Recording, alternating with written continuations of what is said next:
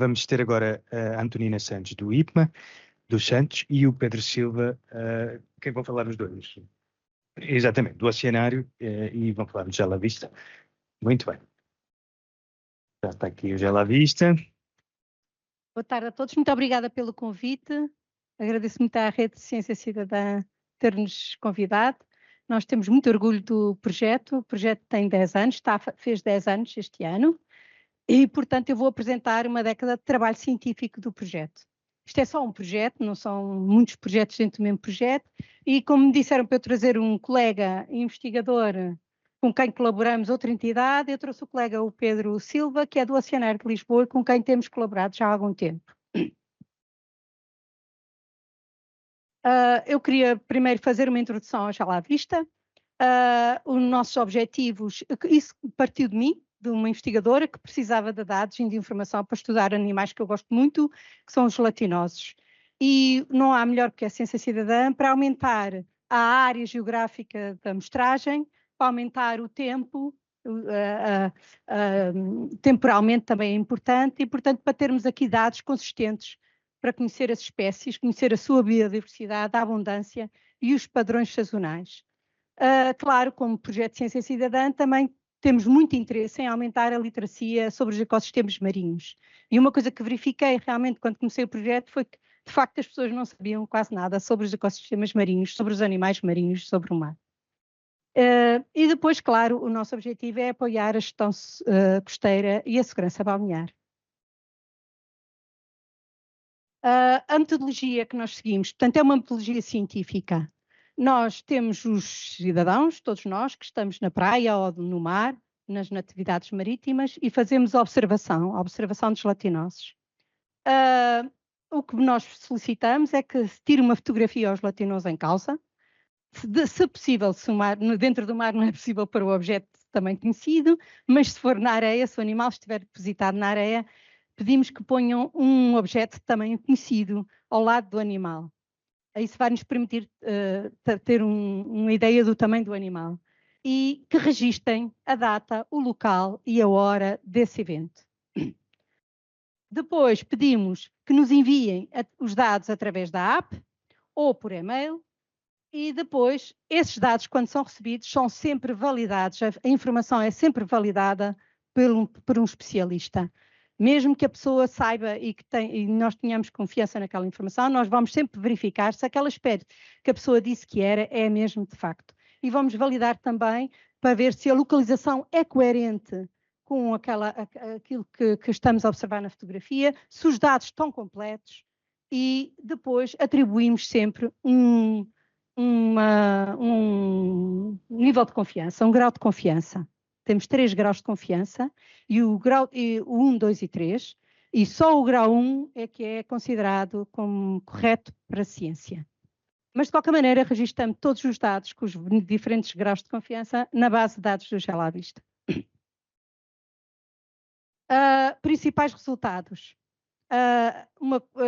Tem ali um gráfico desde que começámos em 2016, com os dados completos, e como veem, aquilo são os números de registros, os registros da base de dados que foram aumentando, e como veem, nós temos ali, à medida que o projeto foi sendo conhecido, foi subindo, fomos recebendo cada vez mais informação. Tivemos um pico em 2020, que foi o pico da pandemia, porque as pessoas tinham direito a ir dar um passeio higiênico à praia, e claro, estavam disponíveis para nesse passeio higiênico nos dizerem o que é que estavam a ver.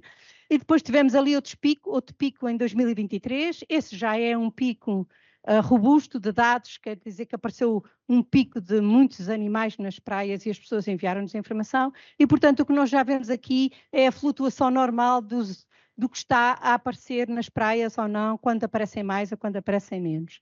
Entretanto, nós tínhamos uma ideia de quantas espécies que as pessoas podiam ver, era uma ideia muito limitada, nós tínhamos cerca de 10, 11 espécies, e como veem nós já temos 72 taxa, e quando nós dizemos taxa, isso significa que temos algumas que são espécies, que não são espécies, não estão ao nível da espécie, estão ao nível do género, e portanto isso significa que as pessoas já viram muito mais que 72 espécies. O que custa acreditar às vezes. E estes dados todos permitem-nos ver a evolução anual de uma determinada espécie, como o exemplo que eu estou ali a mostrar com a caravela portuguesa, com os gráficos para as diferentes regiões do país, que é o continente, os Açores e a Madeira. Também fazemos distribuições geográficas por concelhos, que as pessoas interessam-lhes saber quais são os concelhos que têm mais animais e, portanto, tem ali um exemplo dos concelhos e no caso da Aveiro. E depois também fazemos os trabalhos de sazonalidade, quer dizer, queremos ver quando é que as espécies aparecem ou não, e tem ali o caso da caravela portuguesa minto, da medusa do Tejo, onde se vê a evolução sazonal e ficamos a saber que ela é muito mais abundante entre julho e janeiro. Boa, estamos bem. Os principais resultados publicados, como veem, são tudo artigos, só os artigos indexados que estão aqui representados. Nós temos outros trabalhos de outro nível e, portanto, já temos muitos artigos em publicações indexadas. Algumas são open access, outras nós não temos também não temos financiamento para publicar coisas, mas felizmente a FCT tem um programa que às vezes tem algumas revistas que estão abertas e nós em geral escolhemos essas revistas para publicar os nossos artigos.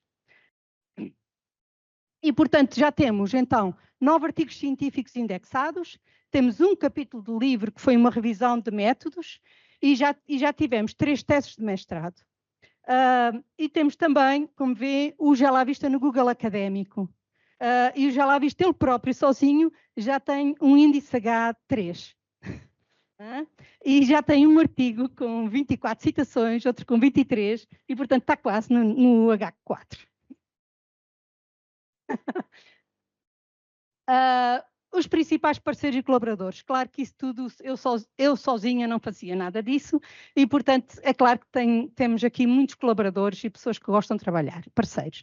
Eu sou uma investigadora do IPMA e também sou uma investigadora do CIMAR e, portanto, essas duas instituições estão também, de certa forma, a apoiar-me, ainda que não financeiramente, mas noutras formas, não é? Nem que seja o meu salário e tudo isso. Depois tem ali a representação daquelas pessoas de cor de laranja, que a cor de laranja é a cor do Já Lá Vista, que são todos os cidadãos que participam e nós temos uma comunidade de mais de 3.800 pessoas que colaboram com o Já Lá Vista com alguma regularidade. E depois temos ali um bonequinho com as instituições que já colaboraram connosco e que já colaboramos. Temos algumas instituições internacionais, como uma universidade na Holanda e uma universidade no Brasil. E os nossos principais colaboradores é a Estação de Biologia Marinha do Funchal, o Oceanário de Lisboa, o Técnico de Lisboa, o CCMAR, o ISPA, muitas instituições. E, portanto, eu agora vou dar então a palavra ao meu colega, que vai falar do caso, do exemplo do Oceanário de Lisboa. Olá, boa tarde a todos. O meu nome é Pedro Silva e estou aqui a representar então o Oceanário de Lisboa e venho-vos falar um bocadinho da nossa relação com o Já Lá Vista. Neste caso, o Oceanário nos últimos anos tem havido um crescimento da reprodução das espécies que temos em exposição e uns exemplos que nós produzimos o ciclo de vida inteiro das nossas instalações são as medusas. E o caso da medusa do Tejo, sempre foi do nosso interesse ter essa espécie, tendo em conta que é uma das espécies mais comuns na nossa costa, e de facto os resultados e os dados do Já Lá Vista foram-nos importantes para conseguir perceber como é que funcionava o ciclo de vida destes organismos, nomeadamente a sua distribuição espacial e a sua distribuição anual. Como podemos ver aqui, na primeira imagem vemos que a espécie de facto ocorre mais na zona inferior do estuário e depois aqui na distribuição anual vemos que não aparece todo o ano, portanto, tendo em conta as diferenças, por exemplo, de temperatura, vamos ter diferentes abundâncias da espécie. Tendo em conta os resultados do Já Lá Vista, foram-nos importantes então para perceber inicialmente o ciclo de vida desta espécie. Tem aqui o trabalho da Sónia, que foi realizado há uns anos, em que se descreveu muito bem o ciclo de vida da Catostil estágia e da medusa do Tejo. Percebeu-se quais é que eram as condições de assentamento de larvas, porque assim muito sintetizadamente como é que funciona o ciclo de vida.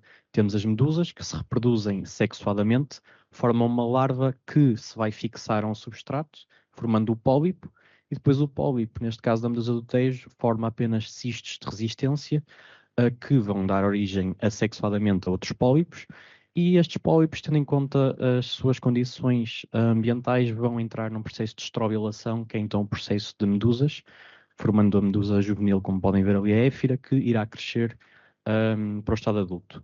E em laboratório, então, este trabalho permitiu-nos perceber quais é que eram as condições de assentamento e também perceber um bocado a face de pólipo, mas não totalmente. Porque aqui apenas se estudou a temperatura e a alimentação, e nós sabemos que esta espécie é estuarina, portanto, talvez mexer com a salinidade seria importante, e esse foi o nosso próximo trabalho, onde nós pegámos não só na temperatura e na salinidade, e deu-nos para perceber então melhor o ciclo de estrobilação, como é que funciona melhor a reprodução assexuada. Neste caso, nós no último trabalho sabíamos como é que eles se produziam, mas não sabíamos como é que eles se desenvolviam, portanto só tínhamos podocistos e não sabíamos como é que eles se iam desenvolver. Também percebemos, relativamente à sua sobrevivência e mortalidade, diante de diferentes salinidades, e também percebemos, de acordo com os dados de Gela Vista, que ventos fortes de facto reduzem a abundância de arrojamentos. O que nos deu, então, a opção para ter realizado este trabalho e publicado outro artigo. Os próximos passos, sempre ao lado do Gela Vista, porque todos os dados que nos são dados são importantes para nós percebermos como é que funcionam estes organismos. Vamos trabalhar e estudar temperaturas, salinidades e outras condições, quer no estado de éfira, quer no estado de medusa, e também perceber como é que esta espécie se vai reagir às diferentes condições ambientais que teremos no futuro. E pronto, será sempre importante esta colaboração com o Gela Vista, não só para esta espécie, mas para outras espécies que temos em Portugal futuramente. Para mais colaborações, será um gosto de toda a equipa do Oceanário. E agradecer também à Antonina pelo convite. Será sempre um gosto colaborar com a própria, e obrigado também à rede pela presença. É isso. Já falta um slide, hein? O Pedro está a agradecer, mas ainda não terminamos. O último slide, então, é a conclusão, os 10 anos de Gela Vista, que aumentam realmente o conhecimento sobre os gelatinosos em Portugal, aumentou bastante. O nosso segredo, a nossa conclusão é uma colaboração ativa, portanto nós colaboramos com os cidadãos, mas também com todas as entidades que queiram colaborar connosco, entidades de investigação. Nós temos métodos multidisciplinares, portanto, para fazer esses trabalhos científicos e publicar esse trabalho científico, nós não utilizamos só os dados da ciência cidadã, combinamos esses dados com dados laboratoriais, com dados de análises genéticas, com dados da oceanografia física, portanto, com um conjunto diferente são tudo trabalhos e métodos multidisciplinares. Claro que isto faz com que tenhamos resultados robustos, que esses resultados robustos fazem com que possamos publicar em revistas indexadas e de importância internacional, e que, portanto, vão ser úteis e já estão a ser úteis como base para a gestão dos ecossistemas marinhos. E assim sim, eu agradeço a oportunidade e estou pronta para a discussão.